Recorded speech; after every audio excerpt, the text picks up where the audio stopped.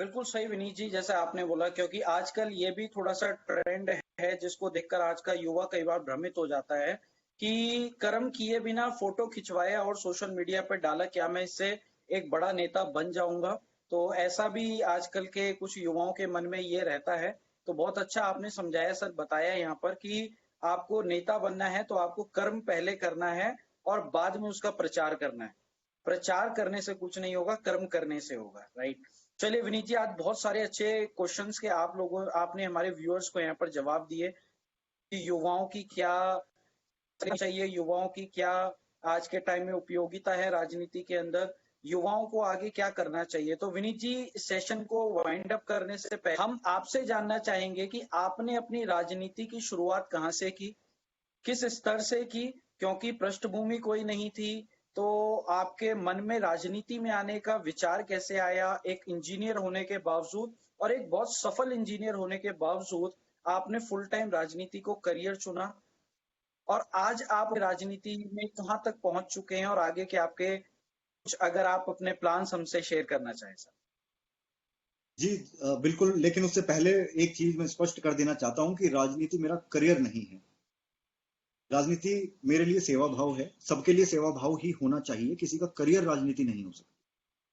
खैर, मैंने शुरुआत की थी मेरे कॉलेज टाइम पे, जब मैं बीटेक कर रहा था। कंप्यूटर साइंस से मैंने बीटेक किया महाराजा अग्रसेन कॉलेज रोहिणी, दिल्ली से। उस वक्त एक प्रोजेक्ट हम लोग भारतीय जनता पार्टी के लिए कर रहे थे, उसके माध्यम से मेरा पार्टी में कुछ मिलना जुलना लोगों से हुआ। लेकिन उससे पहले हम लोग सामाजिक कार्य करते थे। एक एनजीओ हम कुछ दोस्तों ने मिलकर बनाई हुई थी, जिसके माध्यम से हम समाज में कुछ कुछ कार्य करते रहते थे। इच्छा थी कि जीवन अपना समाज के लिए देना है, समाज के लिए कुछ बड़ा करना है। तो जिस तरह का कंफ्यूजन बहुत लोगों के मन में रहता है, मेरे मन में भी रहता था। मुझे कभी लगता था कि मैं आईएएस ऑफिसर बनूं तो मैं ज्यादा डिफरेंस एक क्रिएट कर पाऊंगा सोसाइटी में। कभी मुझे लगता था कि एनजीओ के माध्यम से सोशल वर्क करते हुए कर पाऊंगा। कभी लगता था कि एक बड़ा व्यवसाय खड़ा होगा तो उसमें हजारों लोगों को एम्प्लॉयमेंट देंगे और फिर एक इनोवेशन के माध्यम से हम समाज की सेवा कर पाएंगे।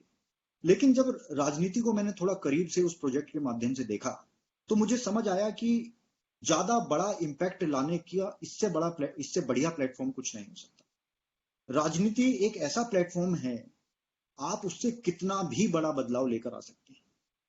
तो इसलिए फिर मैंने राजनीति को चुना कि राजनीति जो मैं करना चाहता हूं उसको सार्थक करने का जो माध्यम है वो राजनीति ही है। उसके बाद मैं सामाजिक कार्य ऑलरेडी कर ही रहा था, और फिर पार्टी के कार्यकर्ता के रूप में मैंने काम करना शुरू किया।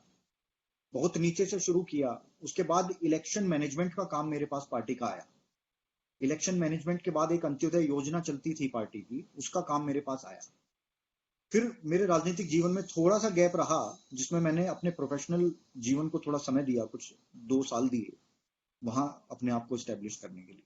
फिर मैं वापस राजनीति में आया। अभी मैं युवा मोर्चा का काम देखता हूँ एज ए स्टेट सेक्रेटरी और मीडिया इंचार्ज दिल्ली बीजेपी का।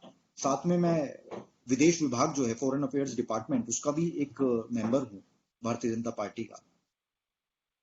तो इतनी सी ही कहानी है, बाकी लड़ाई अभी जारी है। हम सबकी तरफ से सर आपको बहुत बहुत आने वाले टाइम के लिए बेस्ट विशेस हैं, शुभकामनाएं हैं।